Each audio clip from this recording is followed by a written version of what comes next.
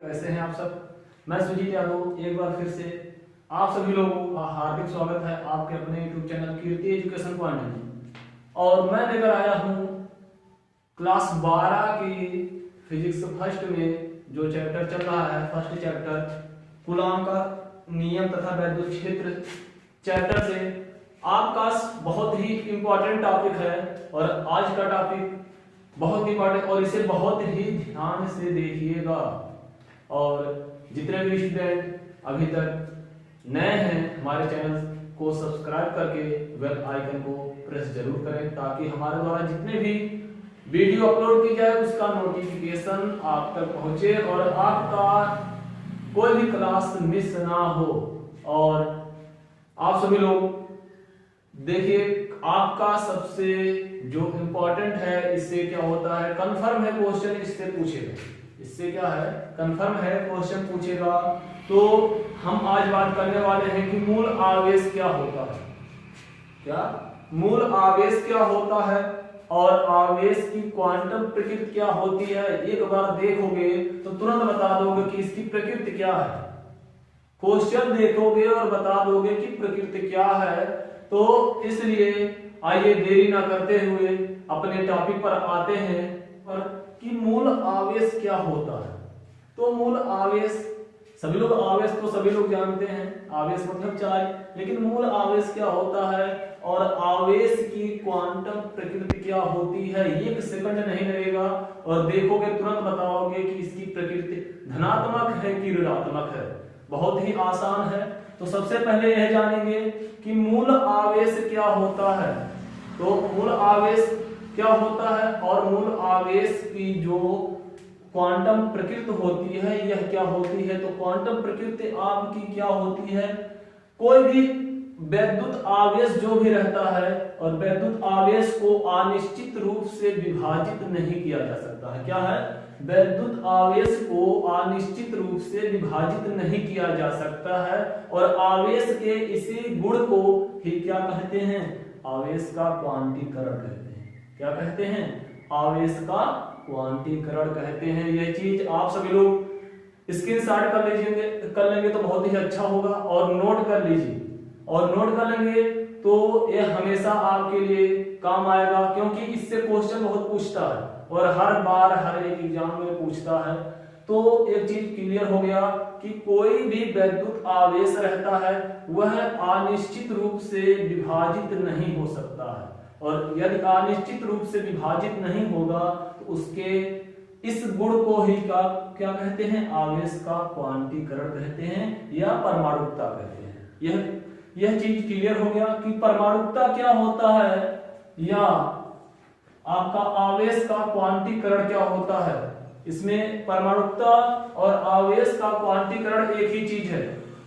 तो अब मूल आवेश क्या होता है, क्या होता है, मूल आवेश क्या होता है, इस पे भी चर्चा होनी चाहिए क्योंकि हमारा जो टॉपिक ही है क्या है, मूल आवेश है।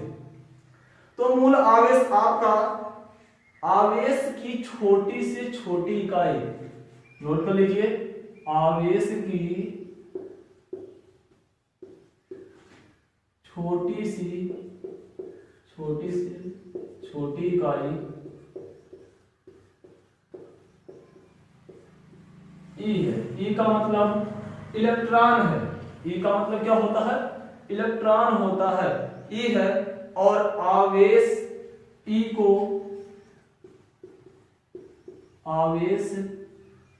को मूल आवेश कहते हैं, मूल आवेश कहते हैं।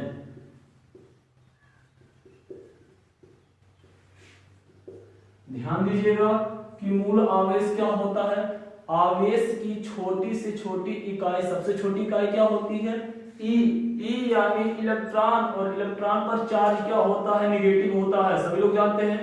जो नाभिक होता है उसमें 3 अस्थाई मूल कण पाए जाते हैं। तीनों का नाम क्या है, इलेक्ट्रॉन, प्रोटॉन और न्यूट्रॉन होता है। क्या होता है, इलेक्ट्रॉन, प्रोटॉन और क्या होता है, न्यूट्रॉन होता है। ये तीनों कहाँ पर पाए जाते हैं? नाभिक में अस्थायी मूल कण पाए जाते हैं। यह तीनों, जिसमें से यह आपका होता है, इस पे जो चार्ज होता है माइनस होता है, प्रोटॉन पर क्या होता है प्लस, और आपका न्यूट्रॉन क्या रहता है? ना ही आपका धनात्मक है ना ही ऋणात्मक, यानी उदासीन होता है। क्या होता है? उदासीन होता है। यह चीज क्लियर हो गया। तो आपका जो बताया गया कि मूल आवेश होता है वह किसके बराबर होता है? इलेक्ट्रॉन की इकाई के बराबर होता है। यदि हमारा मूल आवेश Q है, मूल आवेश क्या है मान लेते हैं Q है, तो Q किसके बराबर होगा? अब इलेक्ट्रॉनों की संख्या कितनी है ये तो दिया नहीं रहेगा, कोई भी धातु रहेगा, हम मान लेते हैं इलेक्ट्रॉनों की संख्या n है, और किसके बराबर बताया जा रहा है? इलेक्ट्रॉन के बराबर बताया जा रहा है। यही तो आपका क्या है? आवेश है। तो देखिए आपका यह है मूल आवेश बराबर क्या हो जाएगा? मूल आवेश बराबर इलेक्ट्रॉनों की संख्या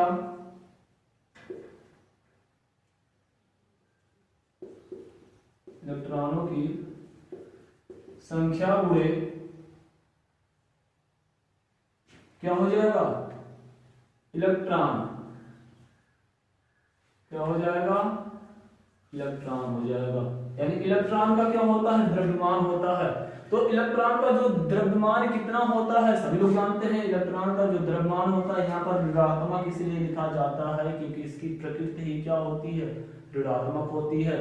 इलेक्ट्रॉन का द्रव्यमान आप सभी लोग लिख लीजिए, नोट कर लेंगे कितना होता है? 1.6 गुणे 10 की घात -19, और आवेश का मात्रक क्या होता है? कूलाम होता है। तो यहाँ पर इलेक्ट्रॉन है ना, तो जब इलेक्ट्रॉन है तो मूल आवेश ही इलेक्ट्रॉन के बराबर है, तो इसका भी मात्रक क्या हो जाएगा? कूलाम हो जाएगा। यह चीज नोट कर लीजिएगा। कूलाम को किससे प्रदर्शित करते हैं? C से प्रदर्शित करते हैं। तो अब देखिए हम प्रकृति कैसे ज्ञात करेंगे, यह चीज क्लियर हो गया। अभी इस क्वेश्चन, यह जो फार्मूला है, इस फार्मूले पर आपको 2-3 क्वेश्चन कराए जाएंगे, सब डाउट क्लियर हो जाएगा कि प्रकृति कैसे ज्ञात की जाती है और इलेक्ट्रॉनों की संख्या कैसे ज्ञात की जाती है। तो अब देखिए हमें प्रकृति कैसे ज्ञात करनी है। प्रकृति ज्ञात करने के लिए ध्यान देंगे, जब कोई तत्व या कोई पदार्थ हो, उसमें इलेक्ट्रॉनों की अधिकता होगी। क्या होगी? इलेक्ट्रॉनों की अधिकता होगी। यदि अधिकता होगी तब क्या होगा? अधिकता या बाहुल्य जिसे कहा जाता है, तो ऋण आवेश होगा। क्या होगा? ऋण आवेश होगा। यदि अधिकता होगी तो क्या होगा? ऋण आवेश होगा। क्लियर हो गया। एक चीज ध्यान दें कि यदि तत्व में इलेक्ट्रॉन की अधिकता होगी तो ऋण आवेश होगा, उल्टा चलता है, और यदि कमी होगी तब क्या होगा? धन आवेश होगा। क्या होगा? धन आवेश होगा। यह चीज नोट कर लीजिए क्योंकि बहुत ही इंपॉर्टेंट चीज है यह। और अब तो डाउट क्लियर हो जाएगा कि वह क्वेश्चन में ही लिखा रहेगा कि इस तत्व में इतने इलेक्ट्रॉनों की अधिकता हो रही है, तो इसकी प्रकृति बताइए। जब अधिकता होगी तो क्या होगा? अधिक का उल्टा कम, यानी अधिकता होगा तो ऋण आवेश होगा। और जब कमी होगी, और कमी का उल्टा क्या हो जाएगा? धन। धन का मतलब ज्यादा होगा, यानी कमी होगी तो धन आवेश, और अधिकता होगी तो ऋण आवेश।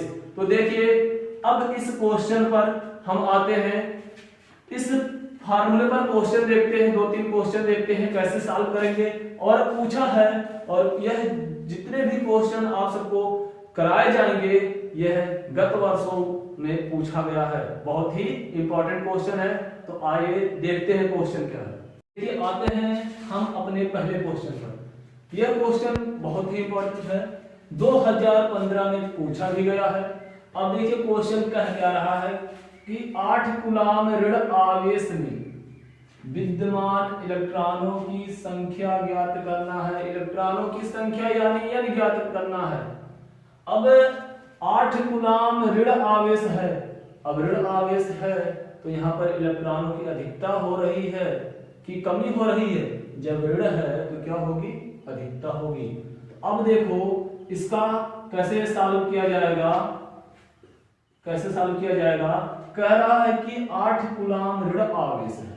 8 कूलाम ऋण आवेश का मतलब आपको Q बराबर दे दिया 8 कूलाम, और पूछा क्या है, इलेक्ट्रॉनों की संख्या। इलेक्ट्रॉनों की संख्या मतलब पूछ रहा है यन कितना है। क्या पूछा है, यन पूछा है। जब यन पूछा है और हम E बराबर क्या जानते हैं, 1.6 गुणे 10 की घात माइनस 19 कूलाम होता है। यह चीज हम पहले बता दिए हैं। तो हमारा फार्मूला देखिए क्या होता है, Q बराबर होता है यन E तो होता है, और पूछा क्या है, यन पूछा है। अब देखिए यहाँ पर वैल्यू पुटअप करेंगे, Q का मान कितना है, 8 है, यन तो पूछा है, इनटू यह हो जाएगा 1.6 गुणे 10 की घात माइनस 19। होगा कि नहीं होगा। अब यह देखिए इधर गुणा में इधर आएगा, क्या होगा, भाग में होगा।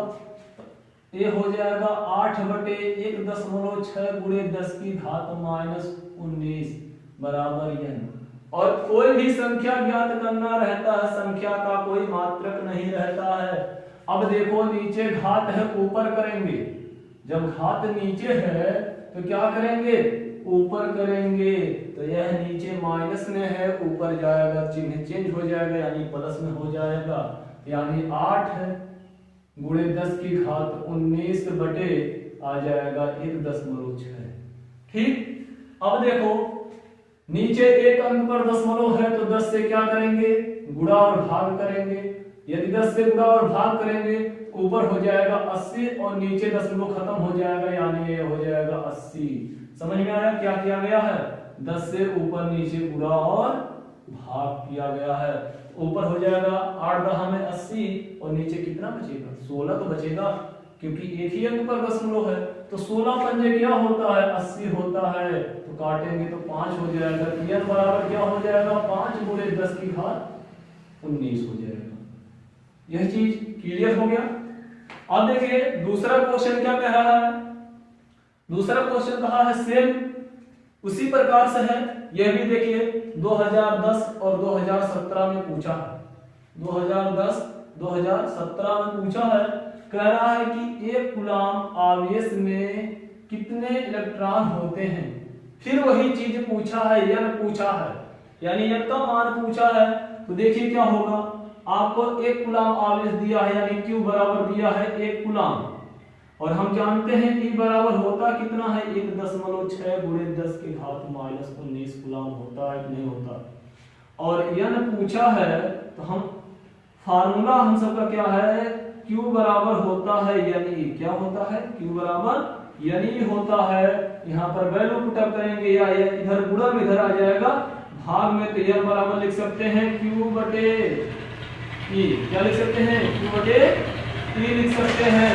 और यहाँ पर क्या करेंगे, अब दोनों वैल्यू रख देंगे, पुटअप करेंगे तो आपका हो जाएगा n बराबर Q का मान 1 है बटे 1.6 गुणे 10 की घात माइनस 19। होगा नहीं होगा, यह नीचे है।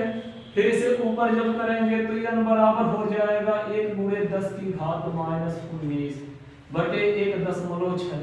तो अब देखिए यहाँ पर भी दशमलव है, इस दशमलव को सॉल्व करने के लिए फिर 10 से ऊपर नीचे गुणा और भाग करेंगे। जब 10 से करेंगे तो n बराबर क्या हो जाएगा, यह आपका हो जाएगा 10 गुणे 10 की घात माइनस 19 बटे 16। अब देखिए जब 10 में 16 से भाग करेंगे तब कितना आएगा, 10 में 16 से भाग तो जाएगा नहीं। जब नहीं जाएगा तो अब देखिए करेंगे, जब जीरो वाले जाएंगे तो आपका हो जाएगा, यहाँ पर सब हो जाएगा, क्या हो जाएगा, सब हो जाएगा। अब देखिए आपका 16 छक कितना होता है, 96 हो जाएगा, 6 हुआ, फिर बचेगा 4 बचेगा, तो 16 दूनी 32। अब 8 बचेगा, 16 पंजे क्या हो जाएगा, 80 हो जाएगा कि नहीं होगा। गुणे 10 की घात क्या होगा, माइनस 19 से तो होगा। आपका n बराबर आ गया। और जब भी कोई भी मान रखा जाता है तो एक अंक तक रखा जाता है, तो n बराबर हो जाएगा 6.25 गुणे 10 की घात माइनस 19। यह चीज क्लियर हो गया। अब दोनों सवाल सेम है, दोनों देखिए पूछे गए हैं गत वर्षों में, बहुत ही इंपॉर्टेंट क्वेश्चन है। तो अब देखिए आप सबके लिए एक क्वेश्चन और है। अगला क्वेश्चन देखिए क्या है अपने तीसरे क्वेश्चन पर। तीसरा क्वेश्चन क्या कह रहा है, कह रहा है कि एक आवेशित चालक में 4000 इलेक्ट्रॉन बाहुल्य में है।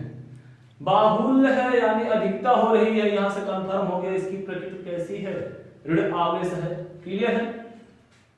चालक में उपस्थित कुल आवेश तथा उसकी प्रकृति बताइए। क्या पूछा है, कुल आवेश पूछा है और प्रकृति पूछा है। प्रकृति तो यहां से कंफर्म कर लीजिए, इसकी प्रकृति क्या है, इसकी प्रकृति क्या होगी बताइए। ऋण आवेश होगी कि नहीं होगी बताइए। ये कैसा रहेगा, ऋण आवेश। कैसे मालूम हुआ, यदि अधिकता या बाहुल्य होगा तो ऋण आवेश और कमी होगा तो क्या रहेगा, धन आवेश। अब देखते हैं, अब जो पूछा है कि चालक में उपस्थित कुल आवेश, कुल आवेश का मतलब क्यों पूछा है, कुल आवेश मतलब वही मूल आवेश पूछा है। तो मूल आवेश हम जानते हैं Q बराबर NE होता है।